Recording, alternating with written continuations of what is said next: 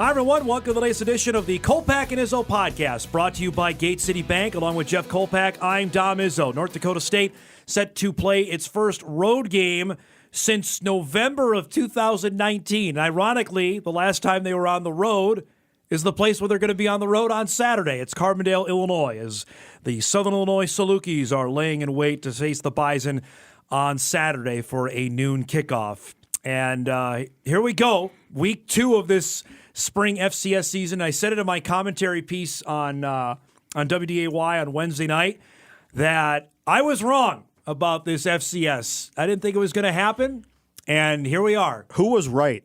I'll give you 3 guesses. Who was right? What do you mean right? I was right. Yeah.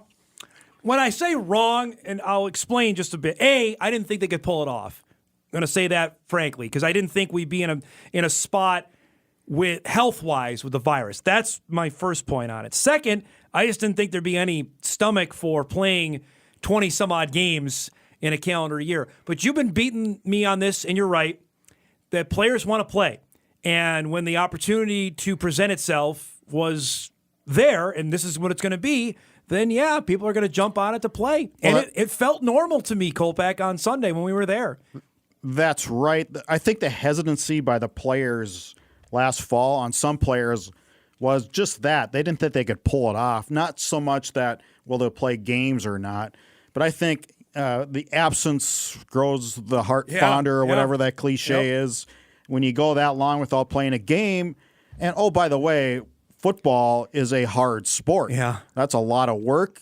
I've never been in the weightlifting training room with Jim Kramer, but I'm guessing it's not, what would Craig Bull say, roses and whatever, brownies and roses or whatever it was. I'm sure it's pretty hard, obviously. And then you go through winter workouts, although now it's that was tempered to last fall for a little bit. Summer workouts, fall camp, all that stuff.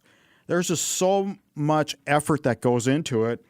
And at some point, you got to play games. Yeah. Kids love to play games. That's why youth hockey, that's why they're going to, the junior stuff. In high school, you play so many games. In juniors, you play double that. That's why AAU basketball is so popular. Right. You play so many games in the summer. Games. And that's why I think it came down to, after a while, these guys and these players are going, all right, I'm in. Let's do it. Now, we'll see. There was one game, so we'll see how things go. And obviously, NDSU's dealt with now with a serious injury that's going to affect not only the spring, but also the fall. And I mentioned this in my piece last night, that's going to happen. There are going to be more, and I'm curious how coaches feel about that, especially if they're high-profile and important players to said teams, if they're going to miss 2 seasons. You know what I mean? I'm not going to sit here, Dom, and declare victory that spring is just because they started. And Patty Viverito put it so succinctly that I believe we'll start at least in the fall season. Not sure we'll finish it. And I have to believe that's part of the thought process right now. There's already been 2 games postponed in the Missouri Valley, one because of COVID, one because, ironically, weather. Yeah. So, and that's not a good start. There's 2 opponents for NDSU. Right. That takes care of their bye day. There's no wiggle room for either one of them. So. I think if they get 6 games in, call it good. Also, this weekend, there are more teams playing. The Big Sky is going to open up. The SoCon is going to play its first games, but there are still a handful of games that have already been, and they happened last week, that they were either postponed or canceled. Cal Poly and Davis announced, I think this time last week, and never gave a reason why they're not playing. I don't know if that's even come out about why that game is not happening. You know what's interesting about the Bison-Saluki game is 2 SIU players will not play because of COVID protocols. And I can't put my hands around that a positive COVID test, say at University of South Dakota, hammers them done for 10 weeks, although it turned out to be a false positive. 10 days, yep. Yeah, 10 days, sorry. But also with SIU, with 2 players, it's sort of like hamstring injuries. It has to be, the amount of guys. Basketball, and it's 13? And then the staff, that if it happens there, with football, it's 90 some odd. They figure they can isolate that. At least that's what they're hoping. Well, I'm thinking is, so 2 tested positive. If everybody else is negative, you go ahead. Right. But in basketball, if 2 test positive, you're done. Yep, and it's amount of personnel it has to be on that. At least from what I've been told, is this you would think basketball it'd be season, the other way around, though. Theoretically, because it could, right? How easily it could transmit is exactly what your point is, and I'm right there with you. But that's not been the case so far. So, again, everything today is the tenuous day. No football coach wants a phone call today from their athletic director because that means the game is off. That Thursday is now they test on Thursday mornings. It's the test day, so this is the critical day to make sure that the game is going to happen on Saturday. And how many times did we see it during the fall that on a Friday or Thursday or Friday was the bevy of your Twitter feed filled with games that weren't going to happen? They were supposed to happen on Saturday that weren't going to happen. Today's the day. I go back to the last-minute cancellation, postponements, changes, and I'll go back to I'm going to hammer it, then I'll be done with it. Okay. Missouri State postponing its game with Illinois State. They postponed on a Wednesday yep. because the field had snow and ice. With a forecast in the 30s, maybe upper 30, 40 by Saturday. You know what and I thought about this. It's where you're at. So in North Dakota, in high school playoffs, we think nothing of just shoveling off the field and playing. That's true. We know. We do it every year Yep. almost. But in Missouri, and specifically southern Missouri, you get snow and ice, it's a different reaction. Yep. And the part that hurt him was the photo that came out, was it Saturday, of the soccer team that cleaned off its field and was ready to play. That didn't help matters at all. And we know that sun and rays, especially this time of the year. The rays of the sun are brighter and stronger. Yep. On a turf field where turf naturally has a little hotter reaction to it, some heat reaction. Yep. Oh, it melts in a hurry. No doubt. So each of those teams will play for the first time. We'll get to that before we wrap today. Obviously, as Jeff mentioned, the Bison heading to Carbondale, a shorthanded unit in the running back room. The news on Seth Wilson, not good. We don't have the specifics. Matt Entz didn't give us that on Tuesday, just said it's a knee injury. I think we can assume it's another ACL, which is a second ACL tear for this young man that will now keep him out of the spring, but likely, I mean, that's a 9-month injury. We're thinking probably the fall season he's out as well. If he plays at all. That's another question that has to be brought up, too. At some point, mentally, do you want to do this? Right. This year doesn't count eligibility-wise, would be the comeback, but so he'd still have 2 years to play, but that... If he keeps at it, he'll be like 25 years old by the time he's a senior. That's the point. He'd be in school for a long time, Jeff. Yep, no doubt. It's disappointing, and you feel terrible for him because... how good did he look in that Central Arkansas game? He was only on an upward trajectory, and he was going to be the guy this spring. It's just a shame that a kid goes through that much work to rehab, and in 2 plays, it's gone. Yep. So now it's the Kobe Johnson show. He's going to be the main guy, and with DJ Stewart's announcement that he was moving into the transfer portal, and this is a young man we talked about on this show last week that we thought he may have to step up. He's now stepped out. And Dominic Gonnella, a true freshman who we talked about as well leading up to this season, got his first carries. He ran hard, I thought, on Sunday. He's now listed as the backup at running back for the Bison in this game. Wasn't it Nick Hill that we were talking about the transfer portal in media day? Was it Nick Hill? I can't remember. But whoever it was, there was a Valley coach that said, okay, you put your name in the transfer portal and you throw it on Twitter, and at that point, hey, it's all cool. I'm out there. Hey, look at me. Everybody, look, I've reopened my recruitment. That's always a popular phrase. I've reopened my recruitment. And who wants me now? Right. And I think it was Nick Hill. I'll find out here in a second. I think you're right. Yep. Said, be careful because not everybody's going to be coming at you. Be careful what you're leaving. Right. As Entz pointed out on Tuesday at his press conference, Stewart played the most amount of snaps that he has yet as a Bison, but apparently that was not what he wanted and decided that he wants to go elsewhere. And this is a kid who was, I remember, Jeff, we did our signing day show, he was a high-profile recruit out of Kimberly, Wisconsin. That is one of the top high school football programs in the country. And he had an unbelievable high school career for the Papermakers when he came here. Yeah, but he never really found a position. He didn't. So he came here, he was a wide receiver, then moved over. Was running back, then wide receiver, then back to running back. Is that what it was? Yeah. So he never really but I thought obviously, with Adam Cofield's decision to move on, that certainly the door was open for him to play quite a bit, and it certainly would have been now with Seth Wilson being hurt, but that's not the case. How many carries do you give a guy like Kobe? Okay, so he got 16 on Sunday. I thought that was too many for him for the long term. We need to see TK Marshall. TK Marshall's got to get on. He dressed on Sunday. I think your long-winded answer, 11. 11 to 12 is probably max I would do. Me too. So here's the quote from Nick Hill. It was Nick Hill. Okay. It feels good the day you put it in and you get it and you put it on Twitter and everybody retweets it. But 1,900 of them are still in there. 1,900 players are still in the transfer portal. You have to be, quote, you have to be really careful. I think a majority of these guys who are leaving and find a good home, that stuff is already done. They know where they are going. They know where they're going to get picked up. But if you're just going into the portal blind, man, it can be a lonely place. And a lot of times you don't end up in a better spot. You're scrambling around, might not be on the same scholarship. You're in a worse situation. It's a good point. Just because, and how many times you said this to me, if you're transferring, there's a reason why you're transferring, right? And he pulled the gun early. Yeah. I mean, like I said, two guys had just been one down. And he played the most amount of snaps he ever had on Sunday.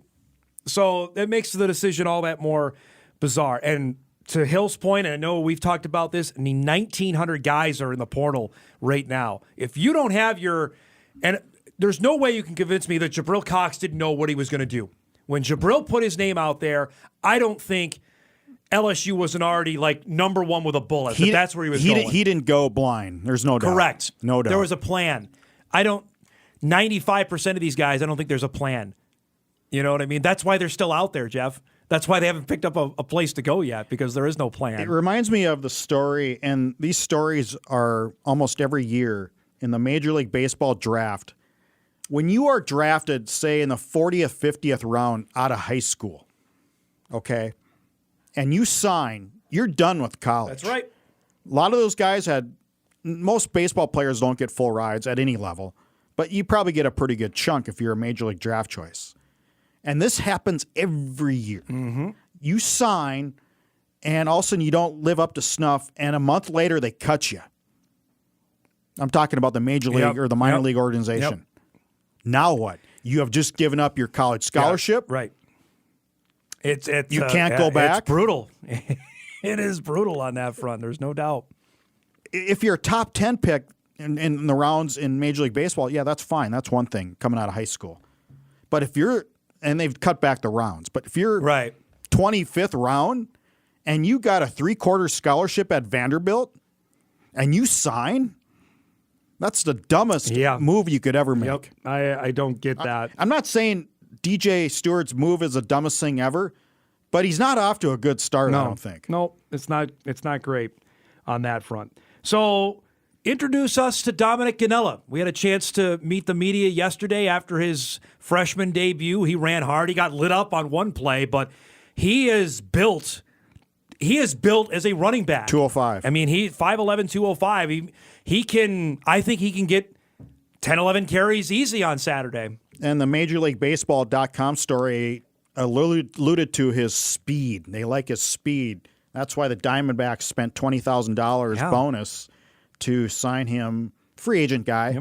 Yep. It's a long way to go, but this is rare. We've never seen this at NDSU football, that a guy will, and it's legal by NCAA rules. You can be pro in one sport and amateur in another. Yep. That's long been a stipulation. Russell Wilson did that. I don't think people understood that, but Russell Wilson kind of changed that when he was playing professional baseball and also still quarterbacking at Wisconsin. Correct. So this is going to be interesting. He'll go through NDSU football, and then in the summer he'll miss summer workouts with Jim Kramer.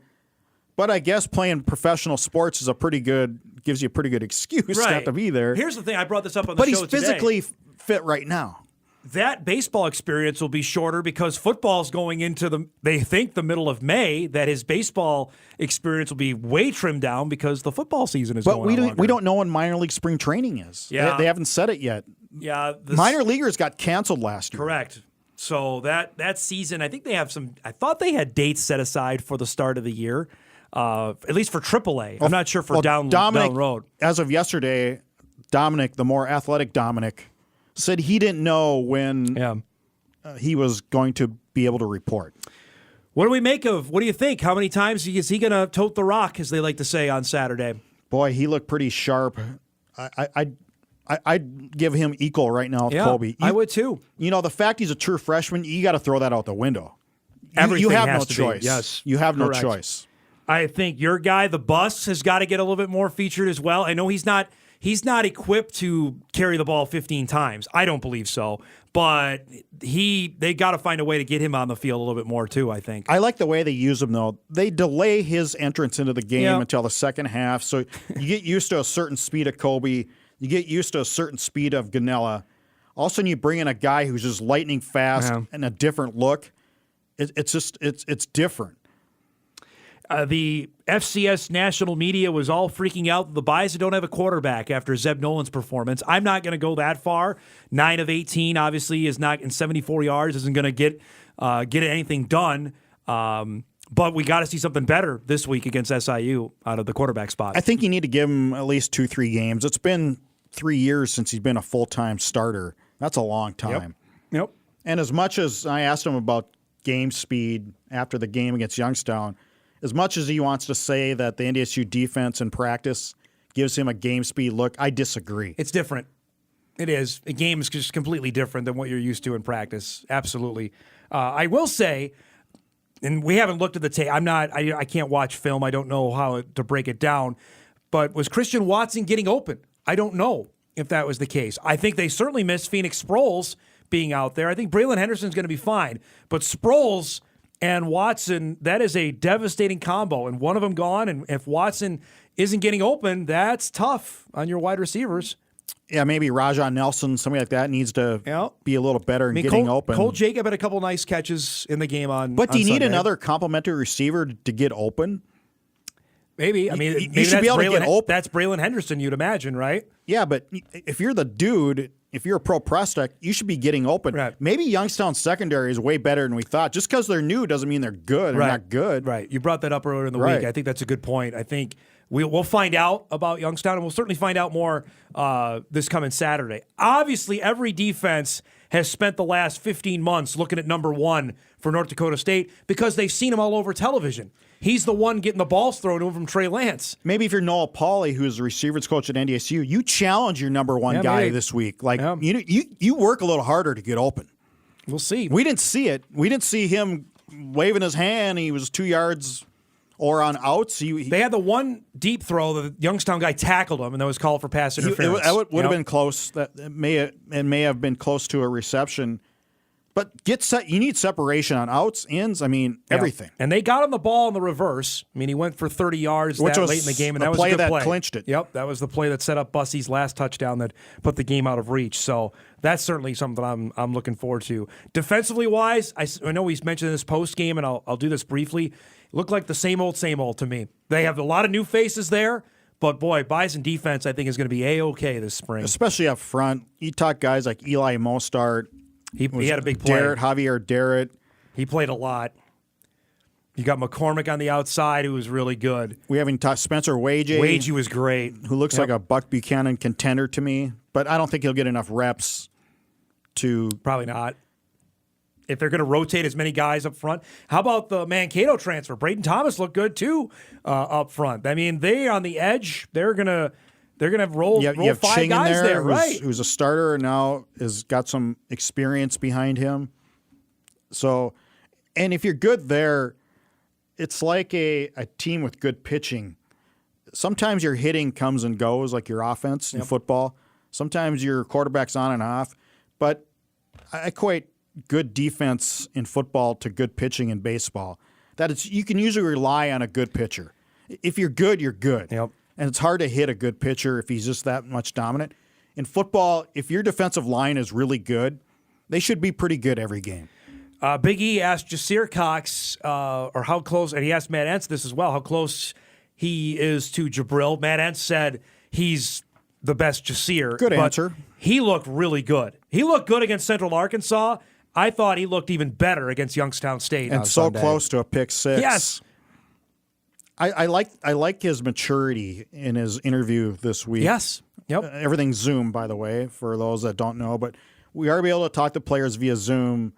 But he just seemed like a grown-up player to me.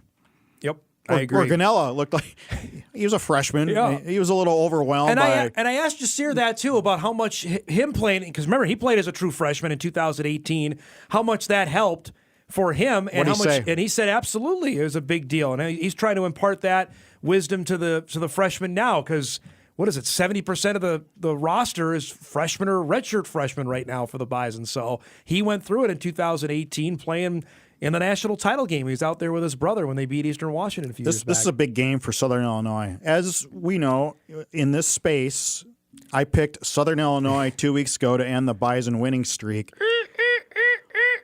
You back it up there? Well, after the UND performance, I'm on my way to the Waffle House. What a performance from UND. And I was dead wrong on that one. I'm not the only one, but UND knocked my socks off, and everybody else's for that matter. We'll see. I'll get back to SIU in a second. Let's see this weekend. They have South Dakota State at the Alaris. You beat the Jackrabbits, then we're in a whole other different kind of conversation, Kolpack. Then we're in top 5 conversation in my mind. That's why this coming game is that big. For SIU, this is their season. If they lose Saturday, it's over. That's how thin the margins are to me for making an FCS playoff team, because I don't think a 2-loss team that have been beaten by UND and NDSU is probably going to make it into the tournament. But you remember, they have a win in the fall. They do have that. They beat SEMO, but who was ranked at the time. Yeah, I just don't. I think if they lose Saturday, I don't think so. I think they lose Saturday and they run the table they're in. How do they win Saturday after how they played this past week against UND? But even if they lose Saturday, I get it. I'm asking you though, how do they turn it around? Because they looked out of shape and they looked slow against UND. They need to do something up front. There's no doubt. I mean, that's obvious. That's UND just dominated. Yeah. Both lines of scrimmage, they forced 5 turnovers. And as you wrote about, if SIU's playing a backup quarterback or both quarterbacks, that's a bad spot to be in too. If Kerry Lyles does play, he'll have a big flak jacket on because he took a shot to the ribs. Yeah. I don't think he plays. Rib injuries are hard. Yeah, that's not in 6 days to come back and he's a dual threat guy. It's not like he's going to go back to pass and throw 35 times a game and hope not to get hit. The thing that got me, though, is Javon Williams was a non-factor in that game against UND. Doesn't that stun you? It did that struck me. Yep. I mean, like how often, how hard he ran against the Bison last year. Yeah, in 2019, he was a load to bring down. Yes, and he was not a factor in that game on Saturday at UND. So it looks like weather conditions are going to be completely different from the last time we were there, about 55 and 60. Like 60 now, yeah. And sunny for the game on Saturday in Carbondale. This, for folks that don't know this or maybe forgot, this game was originally not on the schedule. NDSU was not supposed to play SIU in this 2-year stretch, but when Indiana State opted out, the Salukis come on and a road game to boot. So this is not necessarily a great favor the Valley did by putting SIU and a road game on the schedule for North Dakota State. Fans, we believe maybe 4,000 max, and I don't know if they'll get that. Probably not. They had a hard time getting that anyway. Yes, that was my next point. Football in Carbondale has taken a dramatic drop from the last 10, 15 years. If they get half of that, I'd be really impressed. If they get 2,000, that's kind of what I'm calling for on the game on Saturday. I'd be impressed if they got that many. Just with A, the time of year. B, if it's nice out, Kolpack, there's other things maybe going on. They're just not used to having football at that time of year. One thing in the pandemic era quarterbacks don't have to work on is the silent count. It's true. There's nothing worried about that. Before we wrap here, I want to chat some hoops because you mentioned it earlier about the drama with South Dakota's men's basketball team, that a staff member of the USD men tested positive for COVID on Sunday. A subsequent test either was negative or was a false positive from what happened on Sunday. So the series will happen. It's actually Saturday, Sunday this weekend down in Vermilion. Why it's important, USD could have won the league by winning percentage had the games not happened. The Bison have to sweep against South Dakota, which is no easy task if they want to be the number 1 seed. And we've talked about this ad nauseum about the difference between 1 and 3 for the Summit League tournament. Have you ever been part of a false positive? I have not. Because I have. There was last spring, I want to say April or May, when the coronavirus was more unknown than it ever was.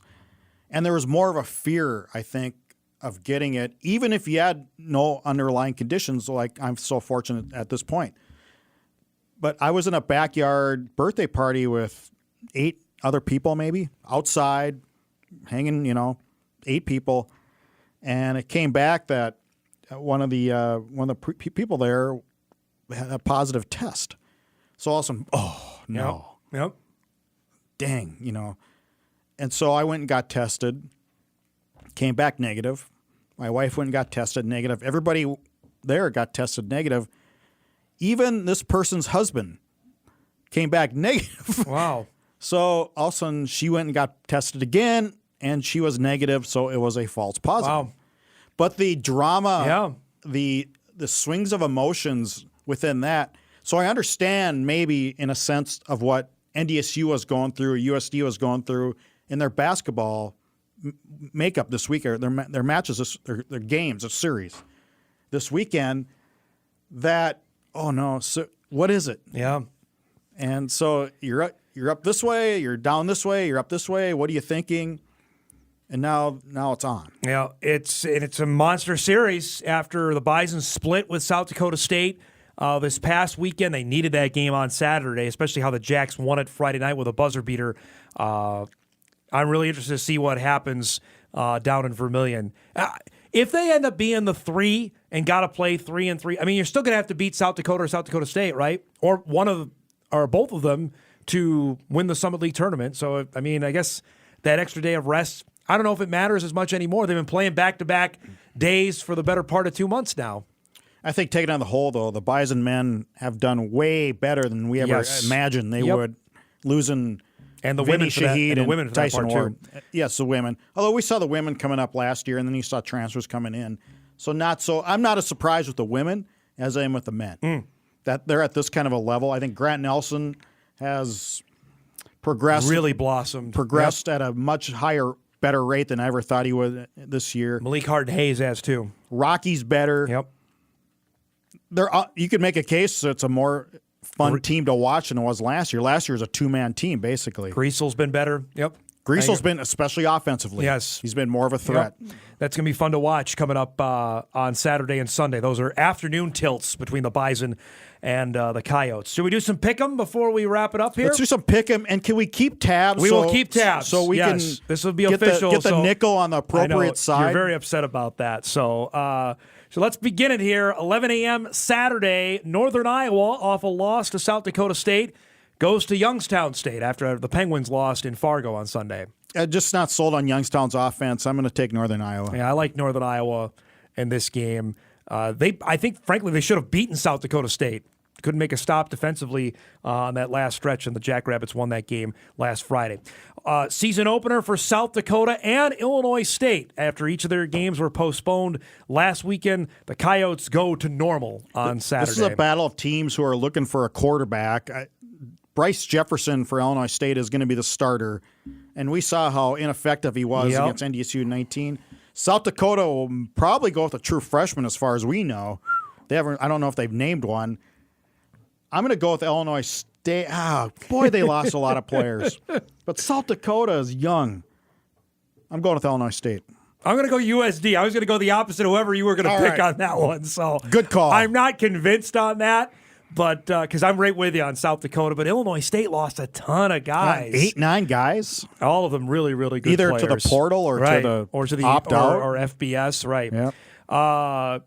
Missouri State, Bobby Petrino coaches his first game in the conference as they go to Western Illinois. Obviously, each of these two teams were postponed last week. And Missouri State, you talk about a team that doesn't have a quarterback, they may go with a transfer who came here at mid-semester. But Western is so bad. Yeah, I'm going Mo State there on the road. South Dakota State at UND, noon kickoff. So this game is going to go on the same time as the Bison game in Carbondale on Saturday. South Dakota State's defense was so good. With Northern Iowa had 0. I mean, they got nothing. Yep. And I need to see UND do 2 in a row. I'm going South Dakota State until proven otherwise. Yes, I need to see UND prove it time and time again. Gronowski, who at least back to back, who surprisingly got the start at quarterback for the Jackrabbits and will start again this week, was good. I thought he was, as a true freshman, was really good for South Dakota State. He wasn't really good. I thought he was, in the first half, he was really good. Second half, not so much. But what do you expect for a freshman making his first start? So you're saying really good in the first half, but not so much in the second half, and you're still really good? Average. How's that? Okay. Average for his first start. I'll give you that.